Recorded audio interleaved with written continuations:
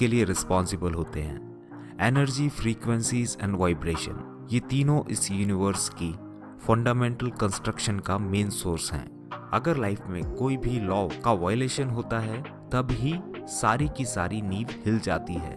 ये सिद्धांत यूनिवर्स के क्रिएशन के दौरान ही बनाए गए और ये भौतिक आधार है यूनिवर्स की अभिव्यक्ति का। पीसफुल हार्मनी यानी कि सामंजस्य बनाए रखने के लिए हर एक ह्यूमन बीइंग को इन 7 लॉज ऑफ यूनिवर्स को फॉलो करना चाहिए। सर्टेनली इन प्रिंसिपल्स को समझना थोड़ा डिफिकल्ट है, मगर मैंने इनको आसान शब्दों में समझाने का प्रयास किया है। आगे देखते रहिए। चैनल को सब्सक्रिप्शन की सेम इंटेंसिटी होती है, सिर्फ सोचने में फर्क होता है। माइंड की पावर से आप उस फर्क को भी कम कर सकते हैं और ज्यादा भी, और आने वाले रिजल्ट में वही होगा जिसकी इंटेंसिटी ज्यादा थी, क्योंकि आप भी यूनिवर्स का ही एक पार्ट हैं।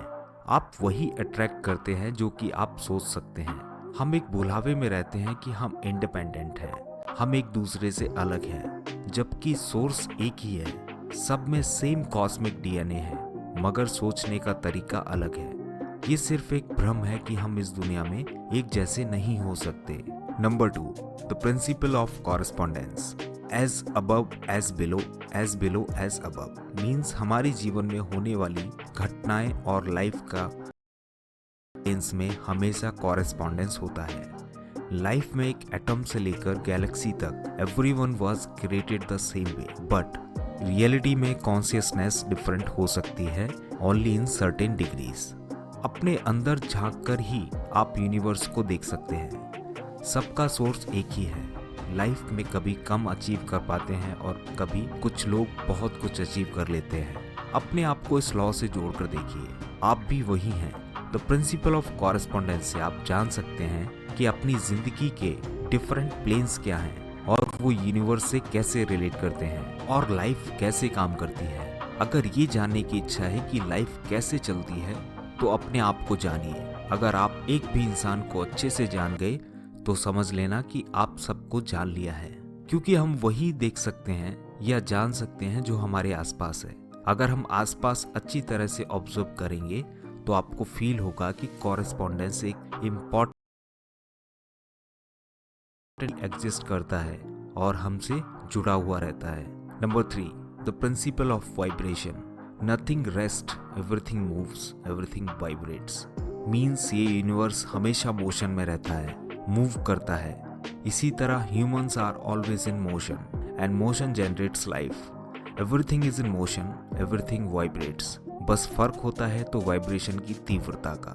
इस नियम के अनुसार हमारे थॉट्स में भी एक सर्टेन डिग्री का वाइब्रेशन होता है एंड उसको भी इंस्ट्रूमेंट की तरह वाइब्रेशन की डिग्री को कंट्रोल किया जा सकता है। डिफरेंट प्लेन्स में यूनिवर्स वाइब्रेशन की स्पीड के अकॉर्डिंगली डिवाइड होता है। जब फिजिकल बॉडी साथ छोड़ देती है तब भी वाइब्रेशन बंद नहीं होता, बस वो हमको दिखाई नहीं देता। Number 4, the principle of polarity. Everything is dual, everything has poles. Everything has its pair of opposites. Like and unlike are the same, identical in nature, but different in degrees. Extreme meets. All truth are but half-truths. All paradoxes may be reconciled. Means हर किसी चीज़ में 2 poles होते हैं और वो same time पर extreme opposite होते हैं, जैसे कि हॉट एंड कोल्ड। बस दोनों में अंतर है तो टेम्परेचर का। एक एक्सट्रीम होता है, एक एक्सट्रीम कोल्ड होता है। पोलैरिटी से हम डिफरेंट स्पीसीज के बीच कंपैरिजन कर सकते हैं और कंपैरिजन से हम उन्हें समझ सकते हैं। बैलेंस बनाए रखने के लिए डिफरेंस एंड अपोजिट एक नेसेसरी पार्ट है। हमें अपने अंदर की लाइट और शैडो का पता होना चाहिए, इससे ही इनर बैलेंस को सपोर्ट मिल सकता है। Number 5, the principle of rhythm. Everything flows out and in, everything has it's tides, all things rise and fall. The pendulum swing manifests in everything. The measure of the swing to the right is the measure of the swing to the left. Rhythm compensates. Means इस universe में हर एक चीज एक certain rhythm से move करती है, एक cosmic calendar की तरह। हर एक मोमेंट का डेफाइनेट टाइम पीरियड होता है, एक सिमिलर पैटर्न होता है, जैसे कि हमारी लाइफ में डे एंड नाइट। इसे एक पेंडुलम की तरह भी समझा जा सकता है। जब रिदम लेफ्ट की तरफ जाती है तब पेंडुलम लेफ्ट की तरफ मूव करता है, राइट की ओर जाती है तब राइट की ओर मूव करता है। सब कुछ एक साइकिल से दूसरे साइकिल में मूव करता रहता है। Nothing is permanent in this universe, everything moves. Life के साइकिल के आगे और पीछे मूव होने में हमें पता होना चाहिए कि हमने शुरुआत कैसे की थी और हम कहाँ तक मूव कर चुके हैं, और शुरुआत में पेंडुलम की तरह वापस भी आना है। Nothing is permanent in life. This principle controls the cycle of life and death, creation and destruction, rise and fall, and of course, manifest in our mental states.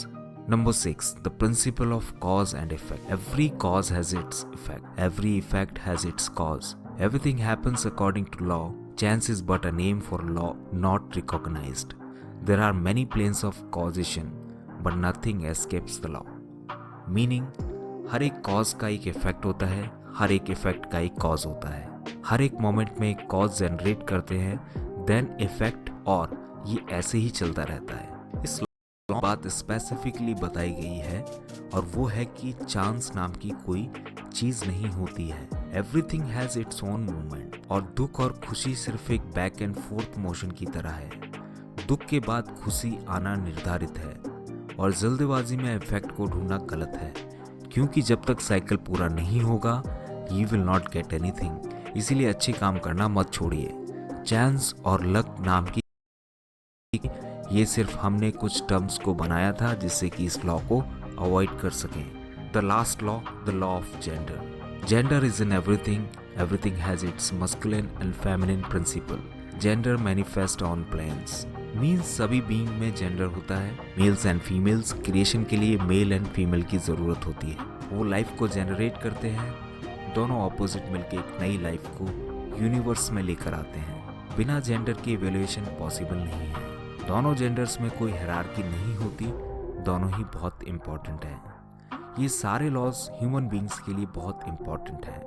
Actually no one knows कि और कितने laws बनाए गए हैं, but ये laws बहुत